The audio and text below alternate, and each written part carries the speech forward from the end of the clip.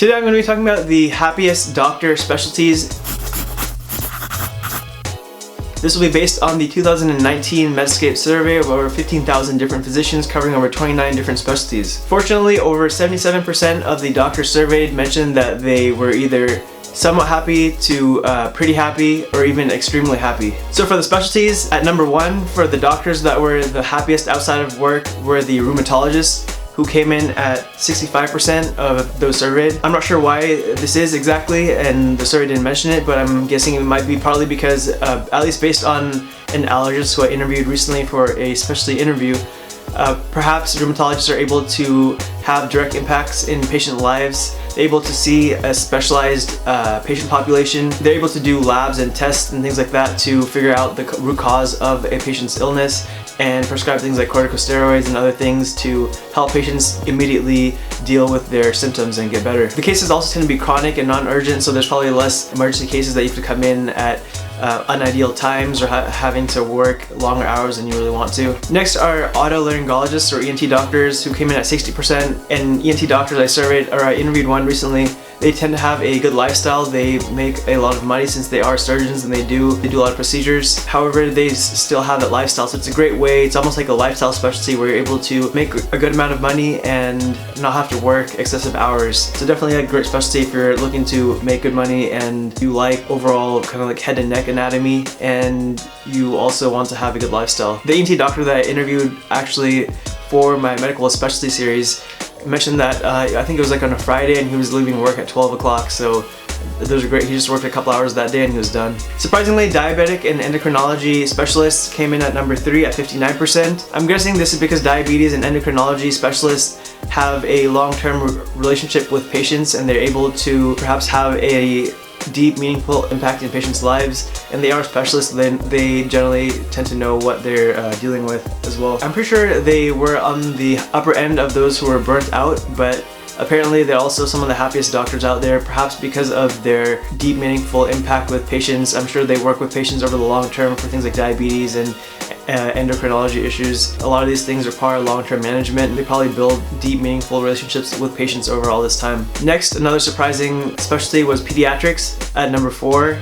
And 58% of pediatricians mentioned that they were happy, which is surprising because they have some of the lowest pay rates and they do work long hours, and they're often known to be perhaps one of the least financially compensated for the amount of time and energy and effort that they put in. However, it seems like perhaps their impact on kids' lives and the work that they do really resonates with them, and so pediatricians are some of the happiest doctors out there. In 5th place for a 3-way tie were general surgeons, critical care physicians, and emergency medicine physicians at 57%. Critical care physicians, they were some of the most burnt out.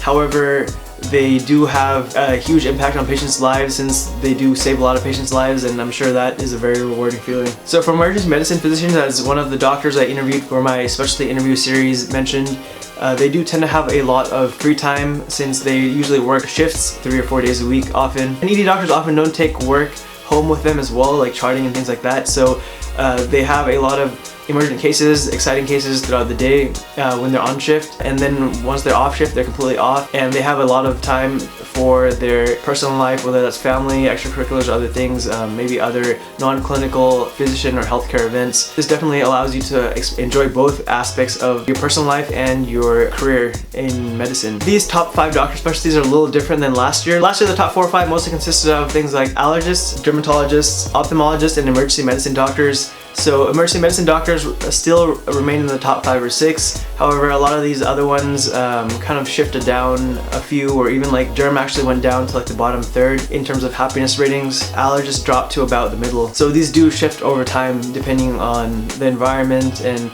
different things going on in healthcare or in the specialty itself. Self-esteem is one portion of overall happiness, and so for self-esteem there was some male-female discrepancies. So for low self-esteem, men and women tended to be about similar. However, for average self-esteem, women tended to report an average self-esteem a little bit more often than men. For high self-esteem, men tended to report higher self-esteem than women. So 43% of men indicated high self-esteem versus 35% of women, and 18% of men reported very high self-esteem versus 11% of women. So one researcher, Carol Bernstein, mentioned that this is perhaps due to things like the overall culture and men being promoted more frequently than women. She also mentioned that women tend to be more likely to report that they lack confidence or that they were struggling more frequently than men as well. So there might also be some underlying issues there where perhaps men are less likely to report that they're struggling or have low self-esteem and they're trying to keep up an image of having high self-esteem. So these values might not be as different as they seem. So for the effect that being a physician overall tended to have on a person's self-esteem, 79% of doctors said it had a positive effect, and the other percent mentioned that it either didn't have a positive effect. A couple percent actually mentioned that it had a negative effect on their overall self-esteem. For relationships, which are an important part of overall happiness, 85% of doctors were married or in a committed relationship living with a partner, 7% were single, 6% were divorced. Interestingly, 84% said their marriage is very good or even just good in general, versus 75% of Americans in 2017. This is surprising since you often hear about a lot of doctors getting divorced or having a hard time managing the relationship with the heavy demands of medicine. So I'm not sure if there's some sort of statistical bias here, but it does seem that doctors do tend to have good relationships in their personal lives as well. So the specialties with the happiest marriages: otolaryngologists had a 67% reported rates of happiness, so it seems like they're overall happy with their life and they're overall happy with their marriages as well, and they're a great career, so definitely something to look into. 64% of plastic surgeons reported being happy with their marriages, 64% of urologists, and then nephrologists, rheumatologists, and pulmonary medicine doctors followed those. The least happy physician marriages happened in psychiatry at 45% of psychiatrists reporting being happy with their marriage, cardiologists at 47%, and anesthesiologists at 47%. I would assume with anesthesiology, cardiology, and psychiatry, those are all high stress fields where with psychiatry you're dealing with a lot of emotional issues all day, and it's hard to have that emotional availability after work as well. With cardiology, you're working like really long hours, and with anesthesiology and cardiology, you're both dealing with patients that could die, so there's a lot of stress involved as well. So for marriage satisfaction and gender, it's pretty much even with males and females, so there wasn't any difference there really. Who do doctors marry? About 18% of doctors married other physicians, 27% married non-physicians in healthcare, and 55% married outside of healthcare. So the majority of doctors do tend to marry outside of medicine, maybe because it gives a diversity of opinion, maybe because they were in a relationship with someone before going to medical school or before beginning the medical journey, maybe because they want more time with their significant other, and perhaps they want a diversity of experience or other things like that. However, this was almost 50-50, so there's definitely a lot of doctors who marry in medicine, although it tends to be more non-physician jobs in medicine, so like nurses or other healthcare providers besides other physicians. Spiritual beliefs and religion are also often an important part of happiness. So 70% of doctors mentioned that they had spiritual or religious beliefs. This was down 10% from 2015, where 80% of doctors mentioned that they had religious beliefs. This might reflect an overall loss of like religiosity or spirituality in the general population over time, since it seems like in modern times society is moving towards a more maybe like a secular or atheist or agnostic or even religious but less practicing environment. So cars, often people think doctors have fancy cars and maybe this might make them happier driving around in their fancy like Lamborghini all the time. However, the most common car that doctors tended to drive were Toyotas at 20%, Hondas at 16%, and just 10% of doctors drove BMWs, and these are the top 3 cars that doctors drove. So the majority of doctors tended to drive things like Toyotas and Hondas and regular cars that you see around. Although I do know some young neurosurgeons and orthopedic surgeons who drive like Lamborghinis and Ferraris and things like that. So vacation time is often another aspect that contributes to a person's happiness, since they have time for break and traveling, exploring the world and things like that.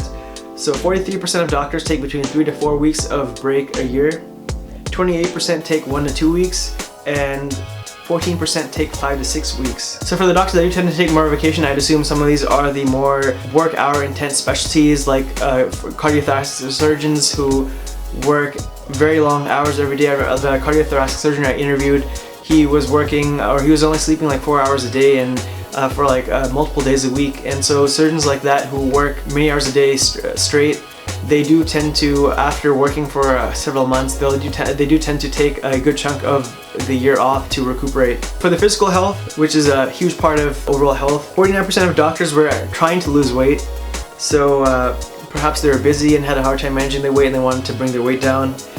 Maybe they're also stressed and having troubles with those too. So doctors definitely do have weight issues as well that they're trying to deal with. 32% of doctors mentioned that they were actively trying to maintain their weight and keep it where it's at. 18% of doctors were not trying to control their weight at all. Finally, some tips that doctors mentioned that they've used to improve their overall life and become happier. One was that they added ancillary services or extra services to get more money per their time. Another mentioned that they practiced under their own expectations and demands instead of others, since it can be easy to try to have to please everyone and you stretch yourself thin. Another mentioned that they try to focus more on clinical rather than administrative tasks. Another person mentioned that they started a primary care portion of their practice where they wouldn't accept things like irrelevant unpaid paperwork. Basically, their time was better compensated per unit of time. So rankings like these are important things to keep in mind. However, again, to be the happiest, you need to figure out what specialty really resonates with you and your overall lifestyle the best and what you're most passionate about. And if you do so, regardless of whatever the stats say, you should be able to find whatever specialty is best for you and your overall happiness. So thank you guys again for watching. Make sure you like, comment, subscribe, hit that notification bell down below. I think it's down here.